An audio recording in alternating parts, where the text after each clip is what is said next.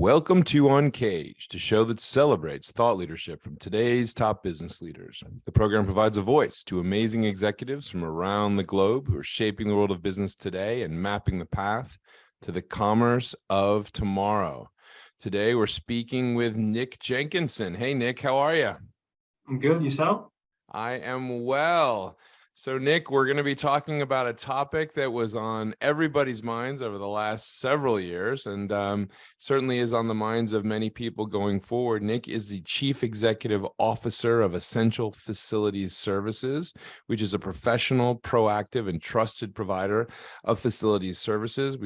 They thrive on taking a client-centric approach to business and believe in building partnerships that exceed expectations through trust, transparency, communication, and professionalism.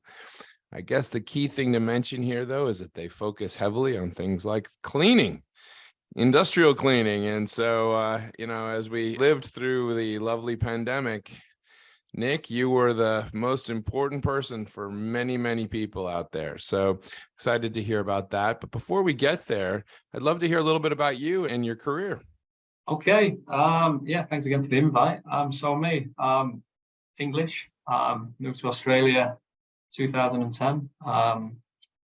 No kids, no mortgage, and no wife. And now I've got 3 kids, a mortgage, and a wife. So it's been a hectic Congratulations. 13 years, and we've survived.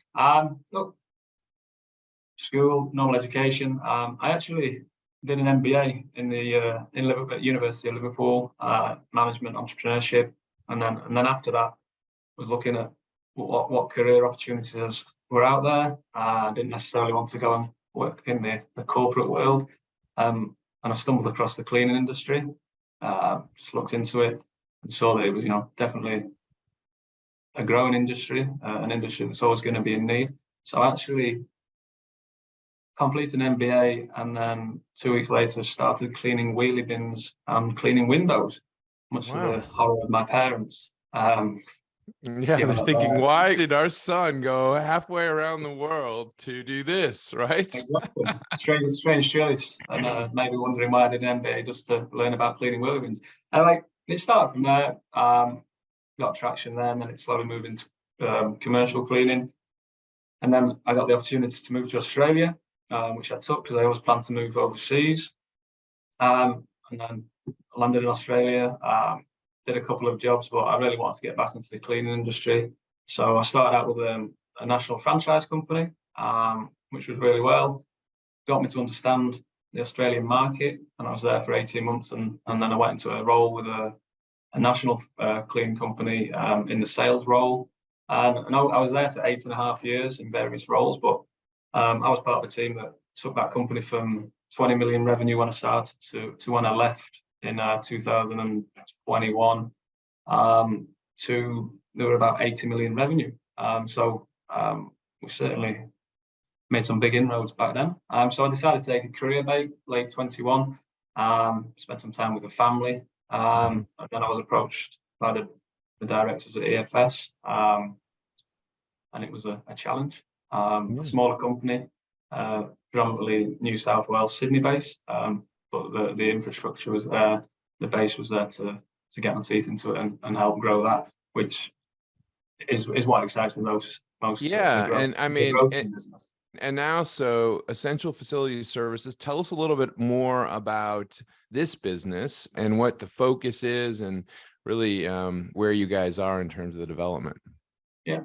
So the business has been around since 2015, and they've recently rebranded with the new name, got through all their accreditations for ISO. And the idea being is the industry, there's a lot of players in the industry, and it's often been, you win a contract and you forget about it. They call it set and forget. Whereas I wanted to take a client approach, make it a partnership, make it so it's a team approach to making sure that facility is serviced as is needed. I think taking that to market and with our backgrounds and the team around us who've worked with some significant clients, it's been taken and welcomed. We've been fortunate. We're working with big facilities management companies such as BGIS, Knight Frank. So they've taken us on board very quickly, and they like how we're quite transparent, and we're providing data, we're providing reports, and essentially we are just, we're cleaning well. During this time, we've signed contracts with Qantas, which is the national carrier. We're doing maintenance services with Aldi, which is supermarkets, and health services. We've got some key clients, well-known brands in Australia, and considering where we've only made these changes in the last, it's probably 12, 16 months, we're making significant headway.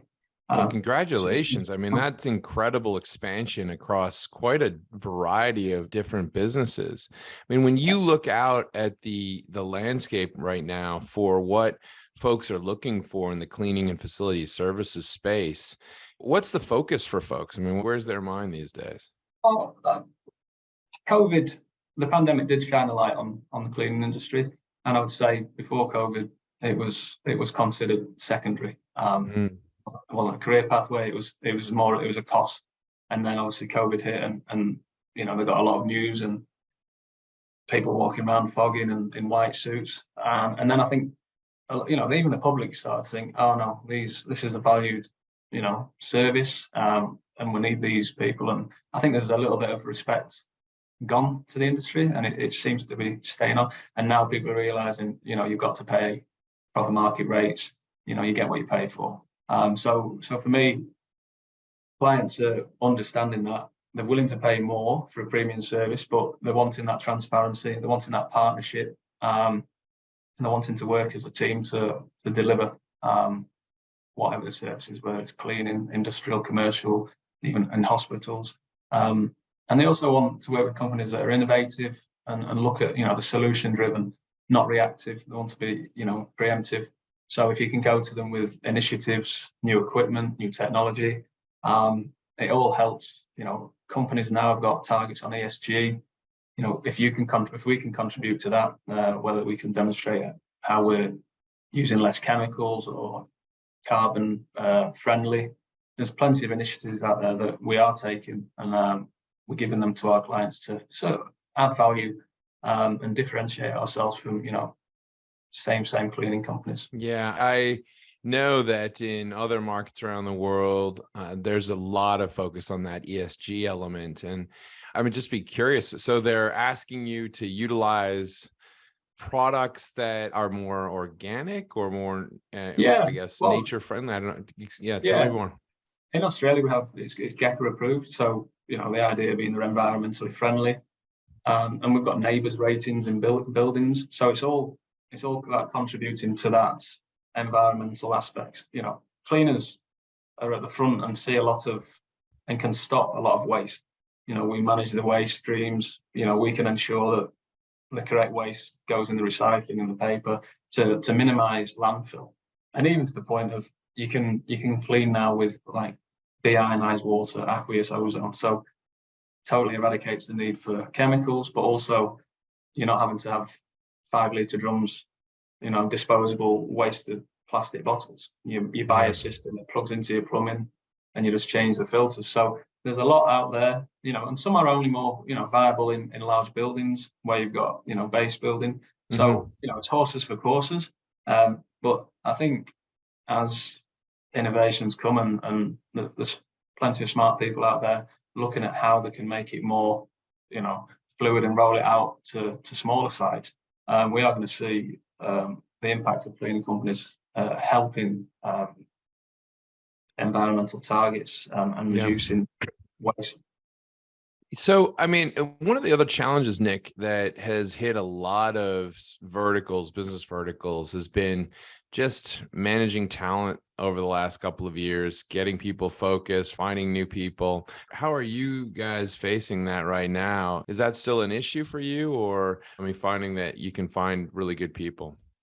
Yeah, the whole work from home thing is it's a bit hard on the cleaning community because you can't work from home. But yeah, we've been very fortunate in where we operate, and we retain and we look after our staff. So additional training, making them part of the team, make them feel like it's part of the family. We support them. We get referrals within our cleaning teams if they've got friends or colleagues looking for work. So we network that way really well. And then in terms of management and supervision, yeah, it's hard. There's a lot of money being thrown around for talent. We do keep a lot in house. We run. We don't. We're not throwing around the massive money, inflated wages. We'd rather nurture a talent through and take them from, say, a supervisor and develop them that way and give them a career path. So we've got a couple of operations managers and regional managers on the books at the moment, and they started as cleaners and they went into like supervisory roles, and then they've gone through that way. And you just feel like they understand the basics. It's better if we can understand the basics, and then they can progress that way. So for us, it's about giving a career path, because whilst it's not glamorous, the cleaning is not going anywhere. It's always going to be about. So there's no reason not to have that sort of career path built into it. I know that upskilling has been a big thing for you. Is that what you're referring to? Yeah, I mean, we use an external provider, so we can get graduate diplomas, certificates. So we give opportunities to staffs at all levels. Not everyone wants to go on that path. Some people are happy to stay where they are, which is fine. But the ones who really want to make a career of it, we give them the opportunity to flourish. So we talked about innovation a bit, and I'd just be curious, what are people playing around with on the innovation side? Are we seeing lots of maybe robotic equipment applied here? Yeah, robotics is the in thing. And I probably frustrate a lot of robotics sellers because I haven't bought one yet. I've trialed several, but I think, again, it's horses for courses. The robotics that are out at the moment are suitable for certain environments, whether it's retail shopping centres or large like airports, where you've got big, vast spaces for them to operate. It's, in my opinion, at the moment, they're not in the place where you can deploy them in small offices over multi-levels. And you've also got to factor in the cost implications. Everyone is happy to have innovations, but they might not necessarily want to pay the price. If we go to clients and say, yes, we can put in a $100,000 robot, someone's got to pay for it. Yeah, so, no, they're expensive. Reality is innovation versus cost. So as it's all right being an early adopter, but it's the laggard who spends less money.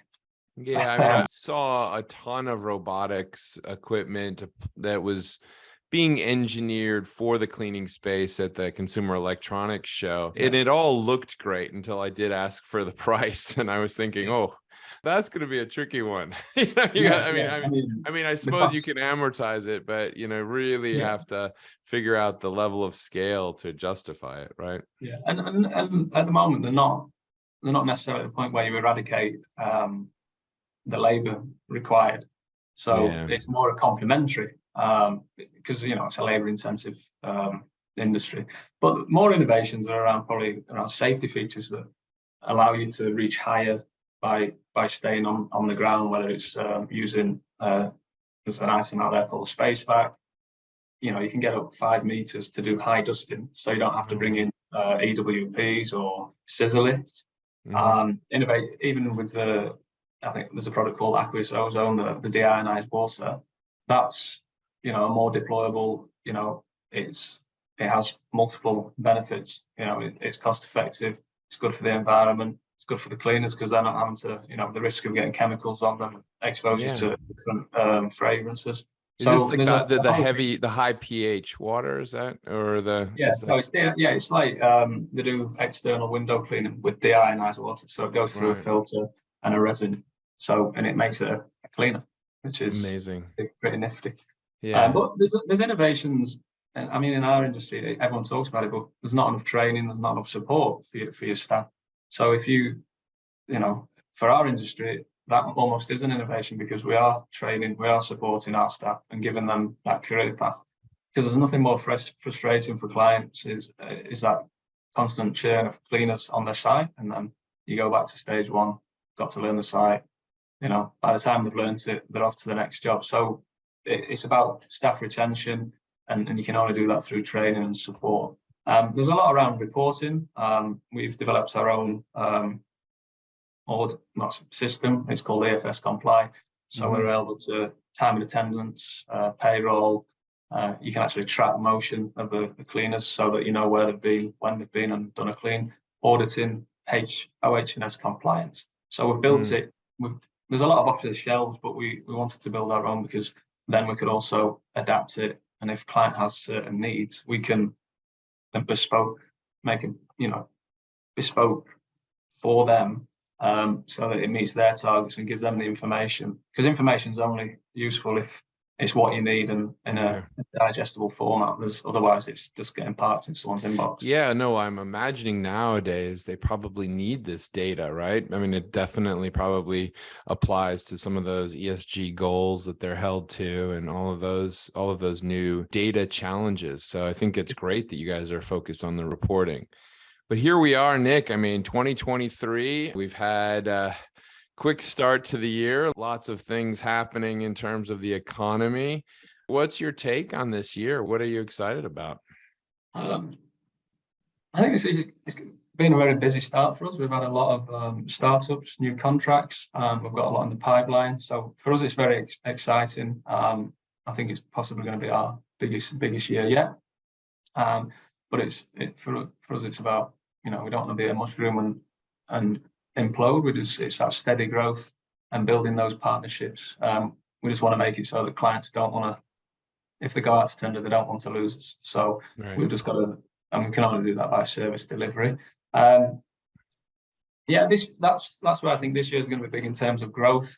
And I'd just like to see the continued respect for the cleaners on the ground and the industry. I'd like to see that base solidified, and then hopefully, the companies and facilities management can sort of build on that and sort of take us up a level, so that we're not considered bottom of the rung.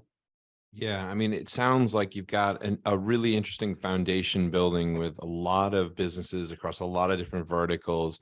And it sounds like this year could be a very exciting stepping stone to the next level. If someone wanted to learn more about what you and Essential Facilities are offering and doing, where's the best place to find you?